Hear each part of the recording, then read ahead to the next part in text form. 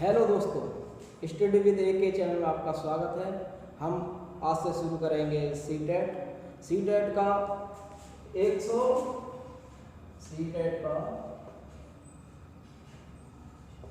150 क्वेश्चनों का पेपर होता है, जिसमें 75 पेडागोजी, 75 फैक्ट, और ये फैक्ट वाले जो हैं इनके 15 क्वेश्चन लगभग पेडागोजी से और हो जाते हैं, यानी कि 90 क्वेश्चन पेडागोजी से होते हैं। आज हम शुरू करेंगे सी-टेट की पेडागोजी विगत वर्षों में आए क्वेश्चनों से शुरुआत करेंगे। पहला क्वेश्चन है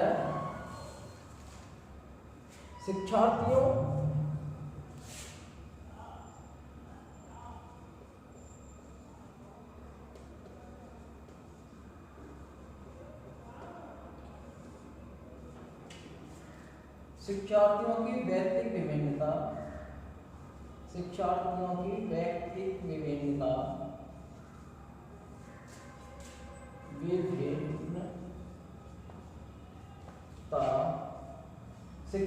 की व्यक्तिक विभिन्नता के संदर्भ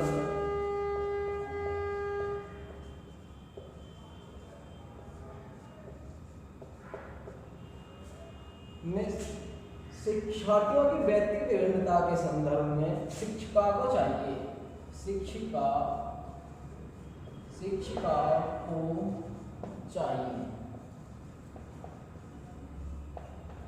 जब हम क्वेश्चन पढ़ते हैं तो हमारे दिमाग में ये आना चाहिए कि ये किस शब्द पे ज्यादा जोर दे रहा है।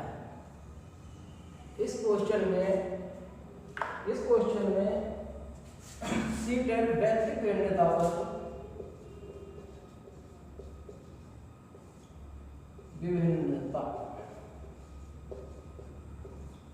पर अधिक बल दे रहा है। हमें इसके बारे में जानना चाहिए। व्यक्तिगत विभिन्नता क्या है कि प्रत्येक बच्चे में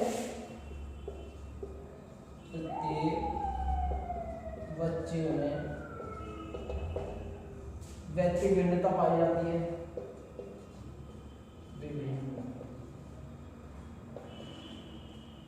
व्यक्तिगत विभिन्नता पाई जाती है।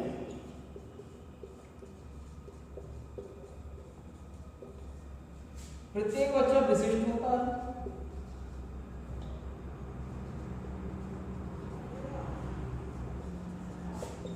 प्रत्येक बच्चा विशिष्ट होता है। प्रत्येक बच्चे की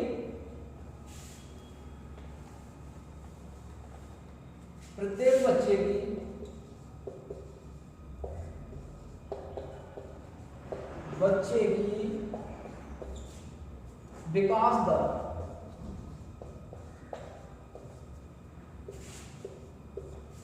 भिन्न होती है। प्रत्येक बच्चे की विकास दर भिन्न होती है।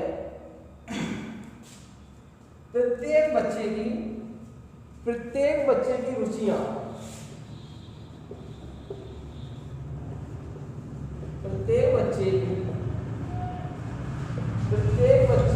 रुचियां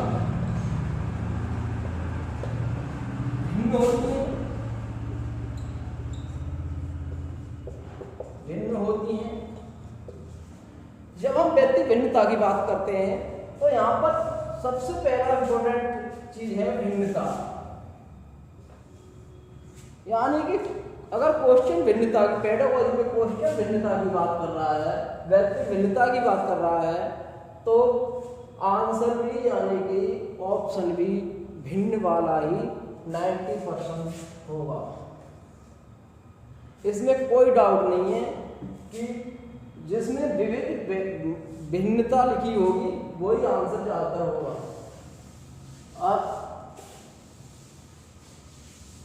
अब यहाँ शिक्षिका की बात हो रही है तो शिक्षिका को क्या चाहिए?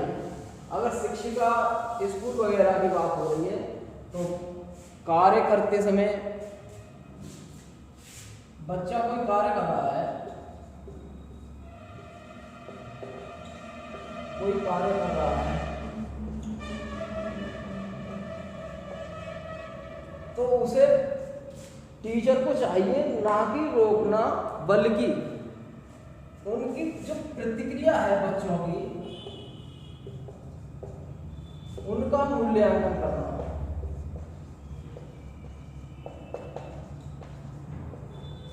मूल्यांकन यानी मूल्यांकन,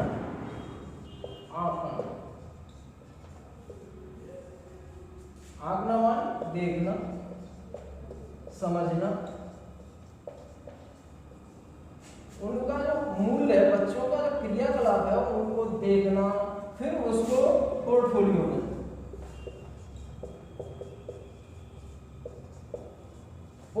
में अंकित करना। यानी कि जो बच्चा प्रतिक्रिया कर रहा है, पढ़ रहा है, खेल रहा है, कूद रहा है, यानी उद्यम कर रहा है, उसका मूल्यांकन करें। किस विषय में कितना अधिक रुचि है, कौन से में कम रुचि है, इन सारी बातों का मूल्यांकन करें और फिर आगे देखें। और सभी बच्चों को अपनी बात रखने की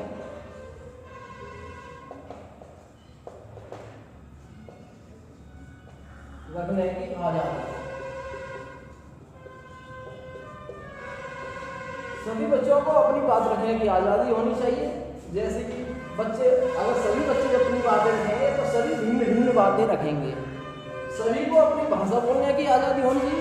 जब सभी बच्चे अपनी भाषा बोलेंगे तो सभी बच्चे भिन्न भिन्न तरीका की भाषा बोलेंगे, भिन्न भिन्न शब्द बोलेंगे। इसलिए इन्हें भिन्नता, मतलब कि भिन्नता का ही हमें देखना होगा ऑप्शन में। अब पहला ऑप्शन है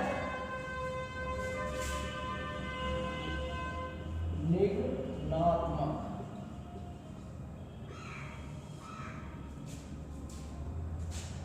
पद्धति के आधार।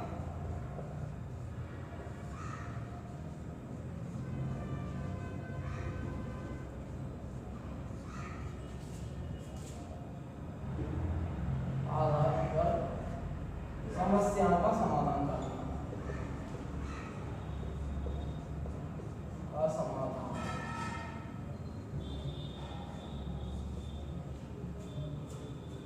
जब प्रश्न में कोई पद्धति की बात नहीं कर रहा है, किसी नियम की बात नहीं कर रहा है, पेडोलॉजी सीधा सीधा पूछ रहा है व्यक्तिक भिन्नता के संदर्भ में।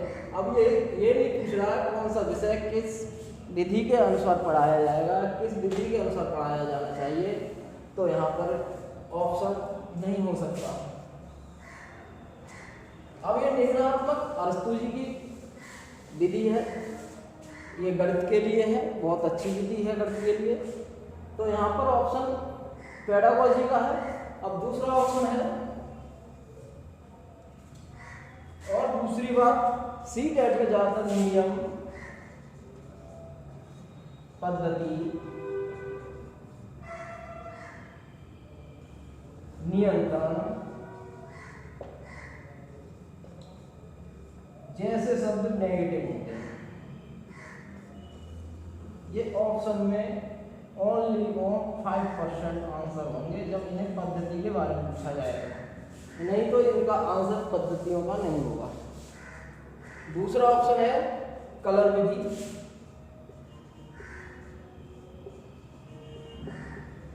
कलन विधि ये भी एक गणित की विधि है, 1 से 5 तक की कक्षा के लिए बहुत बेस्ट विधि है। जब गणित की पेडागोजी की बात आएगी तो ये बहुत इंपॉर्टेंट है, ध्यान देना चाहिए।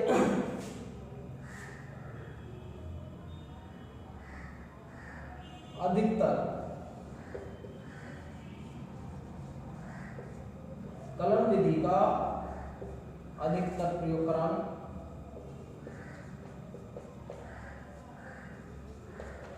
किसी एक ही चीज को ज्यादा प्रयोग कराना बच्चे के लिए हानिकारक है। किसी एक ही चीज को अगर यहाँ पे होता विविध प्रकार से अधिक अभ्यास कराना, बहुत सारे तरीके से अधिक अभ्यास कराना, तो कहीं तक बहुत अच्छा था। लेकिन एक ही विधि द्वारा अधिकतर बच्चा बोर हो जाएगा। तीसरा ऑप्शन है याद करने के लिए।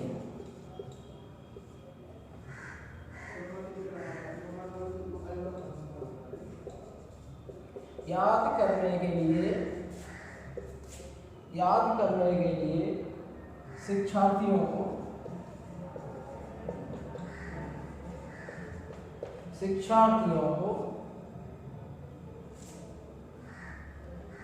तथ्य उपलब्ध कराना। विविध प्रकार के तथ्य उपलब्ध कराएं, यानी कि ओनली याद करने के लिए नहीं, बहुत सारी चीजों के लिए, खेलने के लिए, कूदने के लिए, बोलने के लिए, चर्चा के लिए तथ्य उपलब्ध कराएं, ना कि याद करने। जैसे याद करना, स्मरण, परीक्षा, अंक, पद्धति वगैरह मैंने बताई थी, और भी बहुत सारी चीजें हैं जो सीटेट में नेगेटिव होती हैं। चौथा ऑप्शन है विविध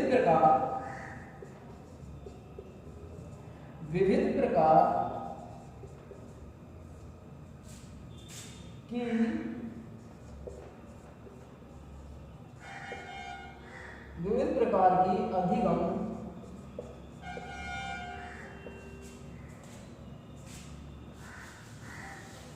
सामग्री उपलब्ध कराना।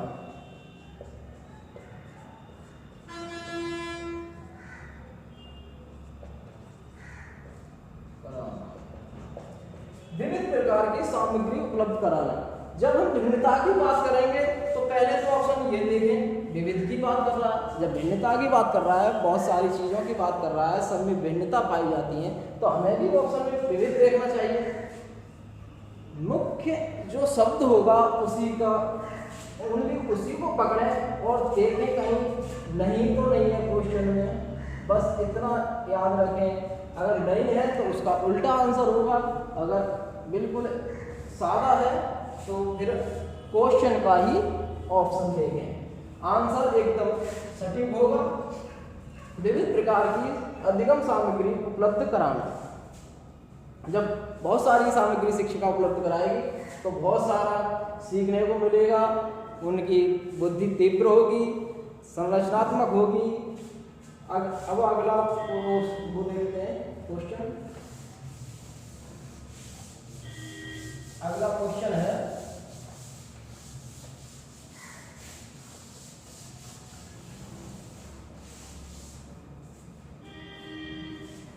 तकरीबन 75 पूरे 150 में, लगभग 150 में 70 क्वेश्चन केवल ऐसे ही आंसर हो जाएंगे।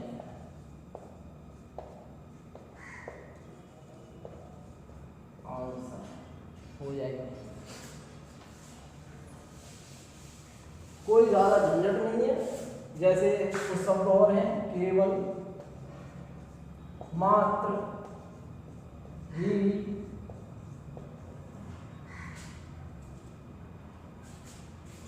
केवल, मात्र, ही, अंक, प्रतियोगिता,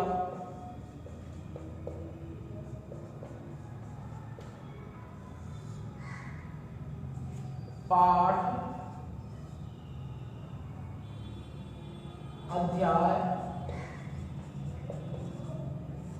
ये सारे शब्द नेगेटिव होंगे आंसर में। अगर मैंने क्वेश्चन में अगर नेगेटिवता दी है, नहीं दिया है, तो ये आंसर होंगे। अगर पॉजिटिव क्वेश्चन है तो ये आंसर नहीं होंगे। 99% अगर ये आंसर में आ रहे हैं पेडागोजी के में तो ये आंसर नहीं होंगे। जैसे अवसर, विभिन्न, बहुभाषी,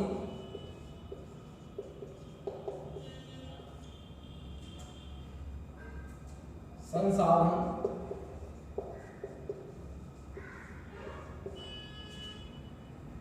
स्वयं करके,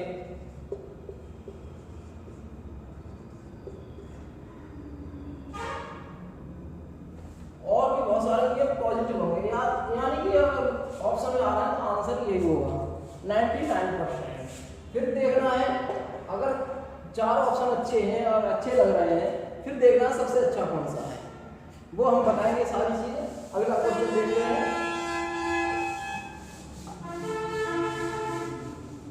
अगला क्वेश्चन है दूसरा क्वेश्चन,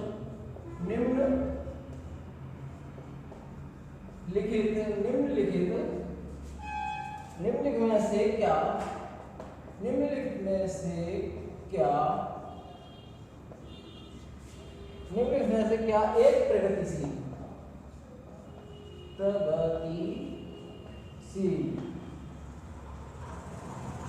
कक्षा की विशेषता है?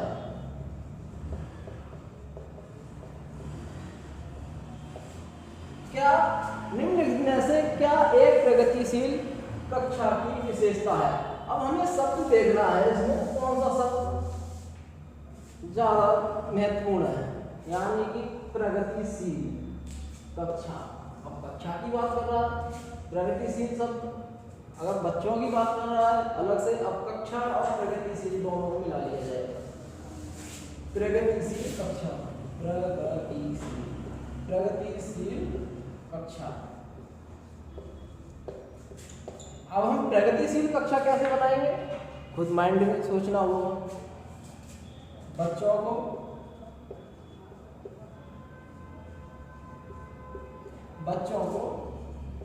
याद ना करा के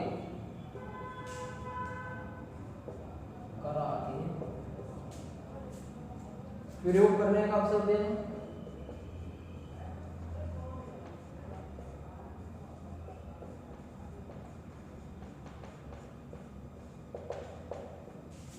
याद ना करा के प्रयोग करने का अवसर देना।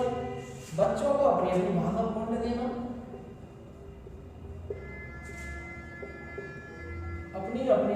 बच्चों को अपनी अपनी भाषा या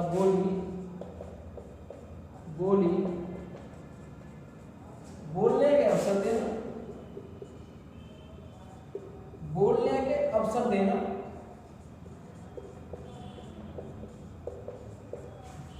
बच्चों को याद ना करा के प्रयोग करने का अवसर देना, बच्चों को अपनी अपनी भाषा या बोली बोलने का अवसर देना। बहुभाषी बच्चों को, जैसे बच्चे अलग अलग भाषा बोल रहे हैं, उन्हें डांटा जाए, दंड दिया जाए, ये बहुत गलत है।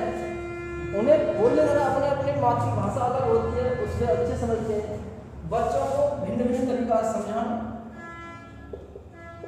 बच्चों को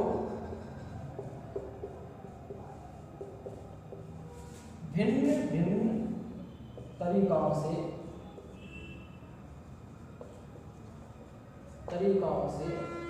समझाना।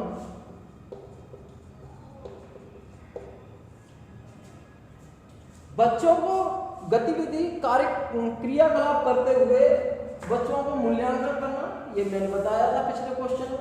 ये भी बहुत महत्वपूर्ण चीज है प्रगतिशील कक्षा की, विभिन्नता की। बच्चों को नए नए तरीके सिखाना, बच्चों को नए तरीके समझाना, सिखाना।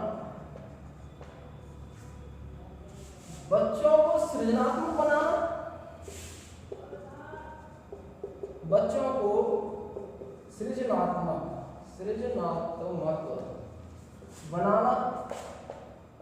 सृजनात्मक कैसे बनाएंगे? Out of box, out of box यानी अपसारी चिंतन।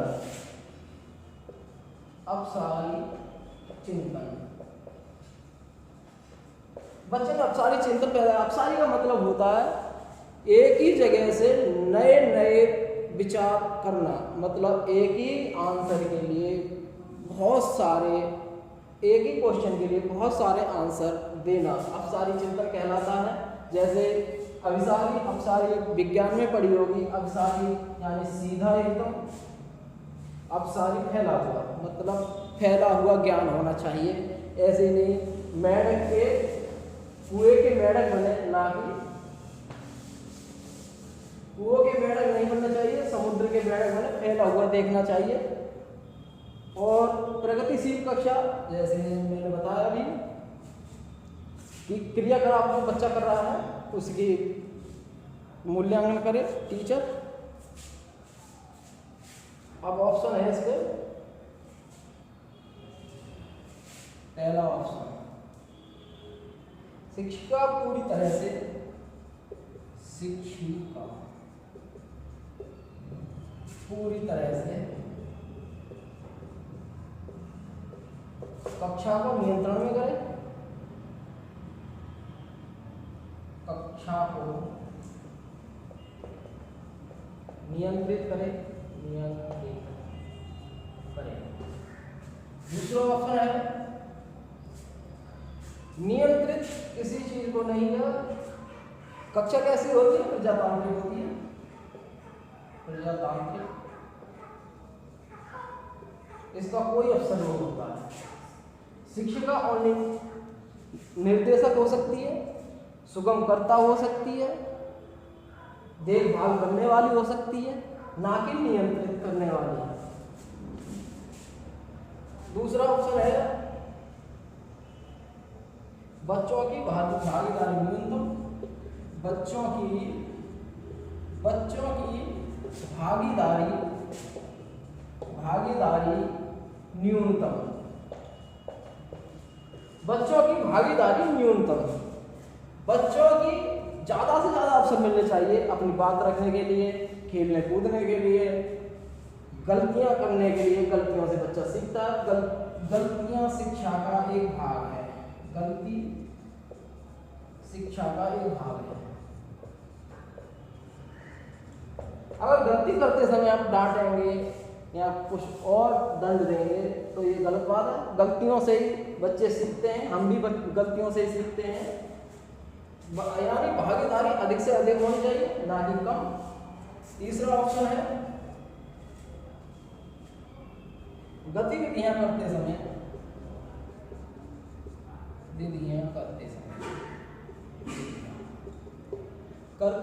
बच्चे का मूल्यांकन, बच्चों का मूल्यांकन, बच्चों का मूल्यांकन, बच्चों का मूल्यांकन। अगर बच्चे गतिविधियां कर रहे हैं, हम उनका मूल्यांकन करते हैं, तो आगे को हम अच्छे से उन्हें सिखा सकते हैं कि बच्चे कहाँ पे क्या त्रुटि कर रहे हैं। ना कि उन्हें टोकना चाहिए त्रुटि करने के समय, बस अपने आप की बच्चा त्रुटि कर रहा है तो उसे मूल्यांकन करके पोर्टफोलियो में अंकित करके और माता पिता के साथ साझा कर सकते हैं उसके। फिर उन्हीं गलतियों को देख सकते हैं, कौन से विषय में कम रुचि है इसकी, कौन से में अधिक रुचि है। ये सारी बातों का मूल्यांकन करके बच्चों को आगे की शिक्षा देनी चाहिए।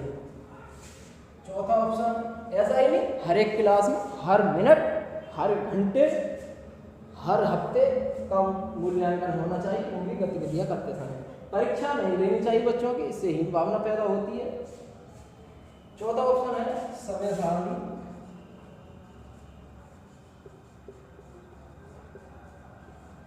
बच्चे को समय के साथ नहीं बांधा जा सकता, बच्चे को एकदम आजाद पक्षी की तरह शिक्षा देनी चाहिए। समय सारणी और बैठने की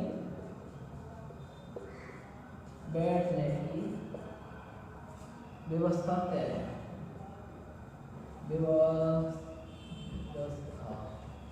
करें। ये शब्द है बहुत ही नकारात्मक शब्द है, किसी बात को तय नहीं किया जा सकता है इसमें। कौन क्या करेगा, किस बात, कौन सा सब्जेक्ट पढ़ेगा, ये बिल्कुल तय नहीं कर सकते हम सीटेट में।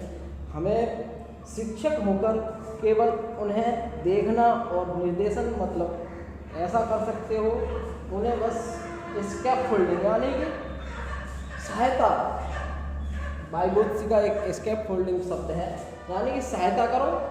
और ZPD और कहीं भी अटक रहा वहाँ भी सहायता करो, मतलब शुरुआत में भी सहायता करो। अगर बच्चे सहायता लायक है, अगर सहायता लायक नहीं है तो ZPD, बीच में अगर कहीं बीच में अंत में कहीं अटक रहा है तो वहाँ पे ZPD देनी चाहिए, शिक्षा मतलब सहायता करनी चाहिए।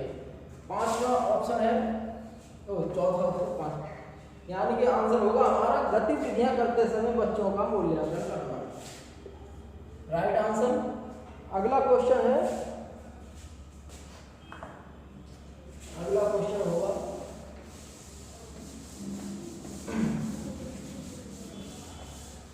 अगला क्वेश्चन है, निम्नलिखित में से क्या विद्यार्थियों के बीच, तीसरा क्वेश्चन, निम्नलिखित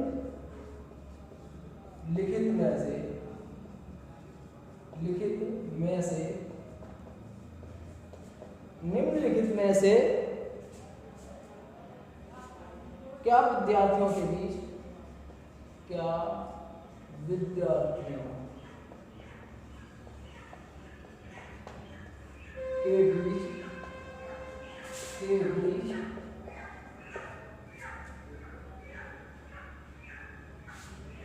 किसी कार्य की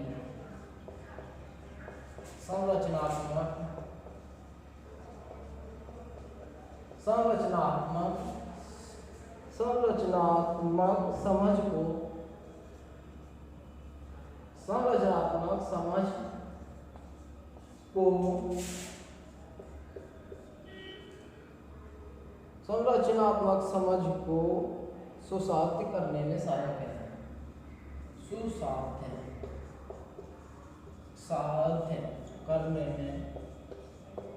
करने में सहायक है। यहाँ पर भी अब तीसरा क्वेश्चन है, यहाँ पर भी एक शब्द ढूंढा जाएगा जो सबसे जिसपे ज्यादा वो होगा, और तो सब बकवास मानो, ओनली एक शब्द से ही आंसर मिलता है सीटेट में, पेडोलॉजी में। निम्नलिखित में से क्या विद्यार्थियों के बीच किसी कार्य की संरचनात्मक समझ, यह मुख्य शब्द है, संरचनात्मक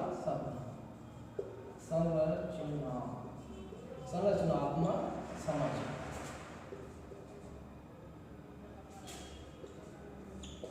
बस इतना देखना। अब देखना क्या, विद्यार्थी, अब विद्यार्थियों में हम कैसे समझ को सुसाध्य करेंगे, क्या सहायक है। अब संरचनात्मक के लिए सबसे अच्छी समझ करने के लिए उन्हें स्वयं करके सीखना चाहिए।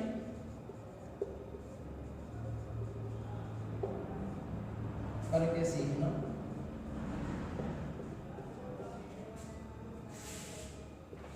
पहेली, कविता, कहानी, स्वयं करके सीखना। पहेली, कविता, कहानी, चर्चा परिचर्चा, आपस में चर्चा परिचर्चा, संवाद,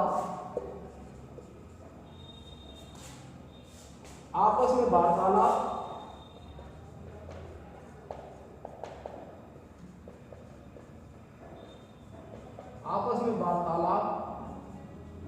करने देना चाहिए। अध्यापक के साथ भी संवाद, अध्यापक के साथ भी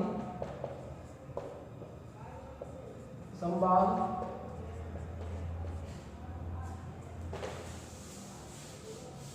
प्रश्न पूछने के लिए प्रोत्साहित, प्रश्न पूछने, जितना ज्यादा बच्चा प्रश्न पूछेगा उतना ही संरचनात्मक बुद्धि होगी, नए नए तरीके सीखेगा। प्रश्न पूछने के लिए प्रोत्साहित, पूछने के लिए प्रोत्साहित,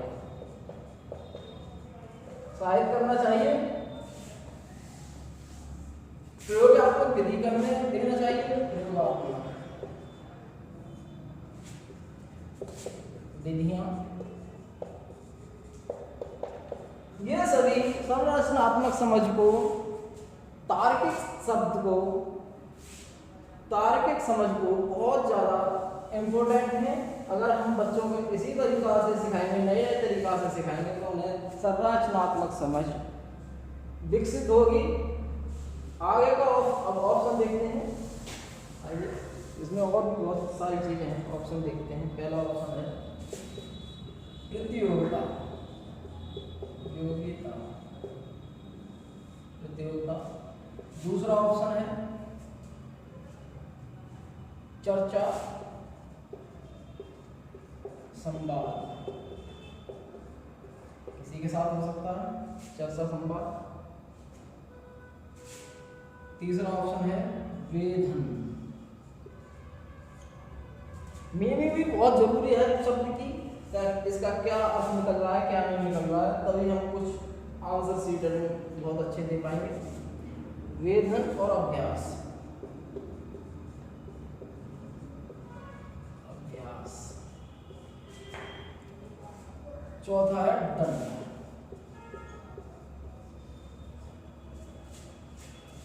प्रतियोगिता, हम ना बच्चे के साथ किसी प्रकार की प्रतियोगिता करवा सकते हैं जिससे बच्चा हीन भावना, कोई हारता है कोई जीतता है तो हीन भावना पैदा होती है।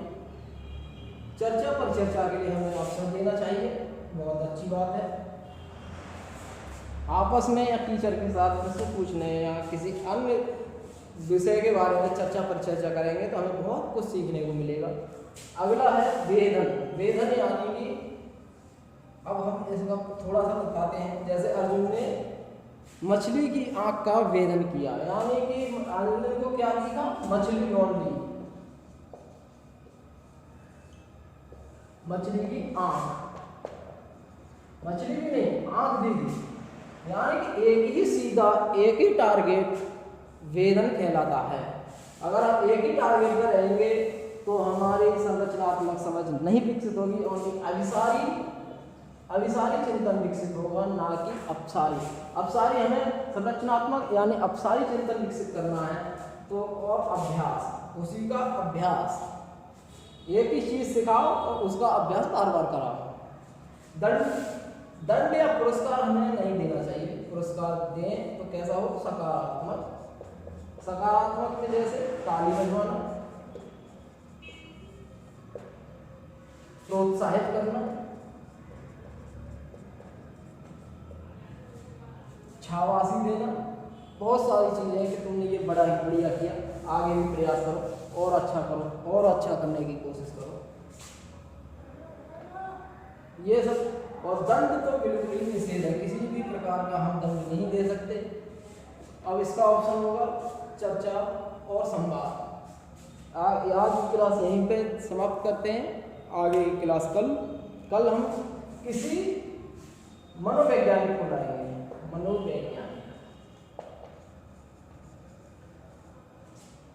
कल हम किसी मनोवैज्ञानिक को लाएंगे, बहुत ही अच्छी तरीका से समझाएंगे, देखना बहुत अच्छा लगेगा।